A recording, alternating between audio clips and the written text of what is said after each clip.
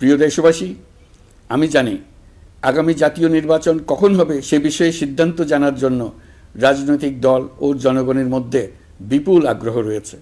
আমি বারবার বলেছি এই নির্বাচন ডিসেম্বর থেকে আগামী বছরের জুনের মধ্যে অনুষ্ঠিত হবে।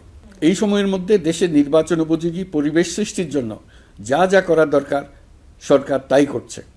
এখানে মনে রাখা জরুরি, বাংলাদেশ স্বাধীনতার পর থেকে যতবার গভীর সংকটে নিমজ্জিত হয়েছে তার সবগুলোরই প্রধান কারণ ছিল ত্রুটিপূর্ণ নির্বাচন। ত্রুটিপূর্ণ নির্বাচন প্রক্রিয়ায় বারবার ক্ষমতা কক্ষিগত করার মধ্য দিয়ে একটি রাজনৈতিক দল বর্বর ফ্যাসিস্টে পরিণত হয়েছিল। এই ধরনের নির্বাচন যারা আয়োজন করে তারা জাতির কাছে অপরাধী হিসেবে চিহ্নিত হয়ে যায়। এমন নির্বাচনের মধ্য দিয়ে যে দল ক্ষমতায় আসে তারাও জনগণের কাছে ঘৃণিত হয়ে থাকে। এই সরকারের একটি বড় দায়িত্ব হলো একটি পরিচ্ছন্ন, উৎসবমুখর, শান্তিপূর্ণ, বিপুলভাবে অংশগ্রহণের পরিবেশে একটি নির্বাচন অনুষ্ঠান করা, এমন একটি নির্বাচন আয়োজন করা যাতে করে দেশ ভবিষ্যতে নতুন সংকটে না পড়ে। এই জন্য সবচেয়ে বেশি গুরুত্বপূর্ণ হলো প্রাতিষ্ঠানিক সংস্কার। যেই প্রতিষ্ঠানগুলো নির্বাচনের সঙ্গে সরাসরি জড়িত সেগুলোতে যদি সুশাসন নিশ্চিত করা না যায় তাহলে ছাত্র জনতার সকল আত্মত্যাগ বিফলে যাবে। সংস্কার, বিচার, নির্বাচন এই তিনটি ম্যান্ডেটের ভিত্তিতে আমরা দায়িত্ব গ্রহণ করেছিলাম।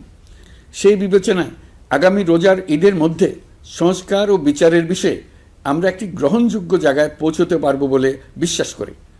বিশেষ করে মানবতা বিরোধী অপরাধের বিচার, যা কিনা জুলাই গণ অভ্যুত্থানের শহীদদের প্রতি আমাদের সম্মিলিত দায়, সেই বিষয়ে আমরা দৃশ্যমান অগ্রগতি দেখতে পারব।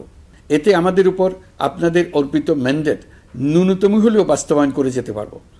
সেই বিবেচনায় ও ইতিহাসের সবচেয়ে অবাধ, সুষ্ঠু, প্রতিদ্বন্দ্বিতামূলক ও গ্রহণযোগ্য নির্বাচন আয়োজনের জন্য সকল পক্ষের সঙ্গে আমরা আলোচনা করেছি। পাশাপাশি বিচার, সংস্কার ও নির্বাচন সংক্রান্ত চলমান সংস্কার কার্যক্রম পর্যালোচনা করে আমি আজ দেশবাসীর কাছে ঘোষণা করছি যে আগামী জাতীয় নির্বাচন 2026 সালের এপ্রিলের প্রথমার্ধের যে কোনো একটি দিনে অনুষ্ঠিত হবে। এই ঘোষণার ভিত্তিতে নির্বাচন কমিশন উপযুক্ত সময়ে আপনাদের কাছে নির্বাচনের বিস্তারিত রোডম্যাপ প্রদান করবে।